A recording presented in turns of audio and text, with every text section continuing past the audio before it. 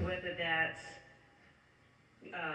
relaxing permitting so they can keep doing things outside even after COVID, whether that's licensing fee forgiveness, etc. These are all ideas that I'm very open to because we have to help try to get back on their feet and try to make up for next year some of what they lost this year. Governor, how concerned are you? You sounded very upbeat today. We've turned a corner. You credited the pause. As you say that, Governor Baker is now imposing more restrictions for the 2 weeks after Christmas. They're somewhat similar to what you have in place now, but how concerned are you that the 2 weeks after Christmas are going to be a problem, just like after the other holidays, and that the numbers could just turn right around, as some medical experts have warned? So look, I live concerned. I just, I'm going to be concerned until we're all vaccinated and we're fully out of the woods. So to say that I am like light about this, I would not agree with. But I have some relief because, as I said, this is a good picture, right? This is a good picture. Now, Governor Baker chose, and by the way, I am not criticizing him because he's doing a great job running a state, and this is brutal to make these decisions. He chose to wait a little bit to hit the pause button. I bit the bullet and paused early. And as a result, we're seeing some pretty good results. So we've also massively ramped up our testing. So am I concerned? Yes. We still have a lot of restrictions in place. There's still pretty serious restrictions in restaurants, pretty serious restrictions everywhere. So I like our chances. People listen to the pause. If they listen to the regulations, we're going to be fine. If everyone goes out and has a big Christmas Eve dinner and Christmas Day, then we're going to be in trouble and I'll be having to pause again. Just about, do you think much of the pause, credit for the pause, is because you restricted the businesses, or because it was the message about how serious it is by doing that? And would you have to go back to more restrictions? Yeah. Weigh that balance. So great question. Both.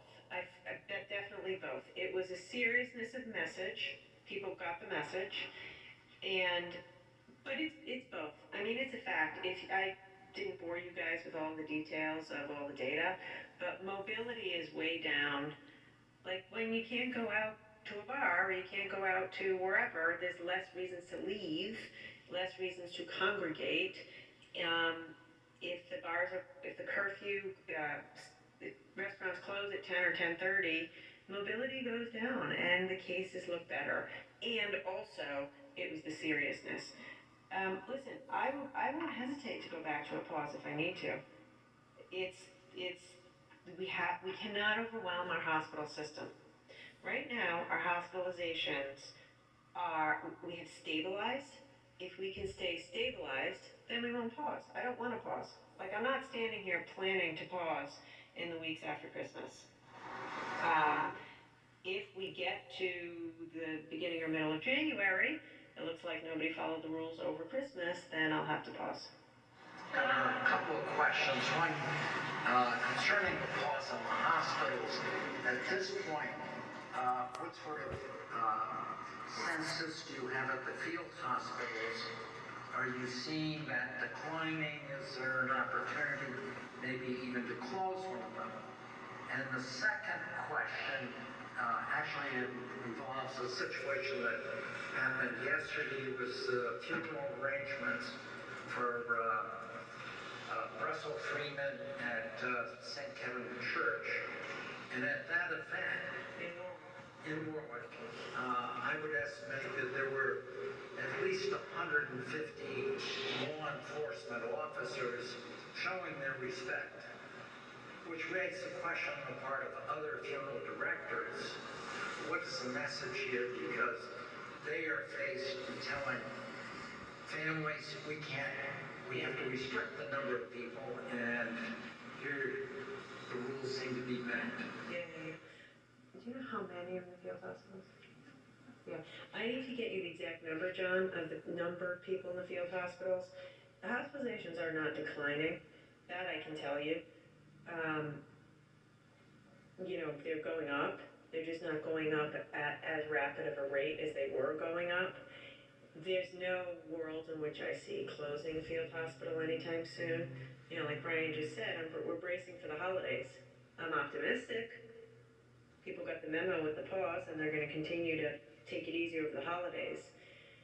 But if they don't, the hospitals will be filled right back up again come January. So we have them. I want to give a lot of credit to Lifespan and Care New England and all those doctors. They're doing well. They're doing really well at the field hospitals. They're high quality field hospitals, and we're going to keep them open. We're going to hope not to use them too much. The reality is we're going to have patients in there for a while, and so I'm happy we have them. That was it on that. And then on the funeral, yeah. I didn't, I was in the car procession. I wasn't actually at the funeral. I did speak to the widow a week ago, who is understandably devastated. By the way, that was our first state employee that we lost to COVID. We asked them, as we ask everyone, to follow all the rules. I don't know that they didn't follow the rules. And I would just say, first of all, my heart goes out to that family, as my heart goes out to all families. And secondly, listen, it's the same thing I said about myself. We all gotta follow the same rules, and we can't excuse anyone to break the rules. Dr. Nicole Alexander Scott, a question about medicine. You mentioned that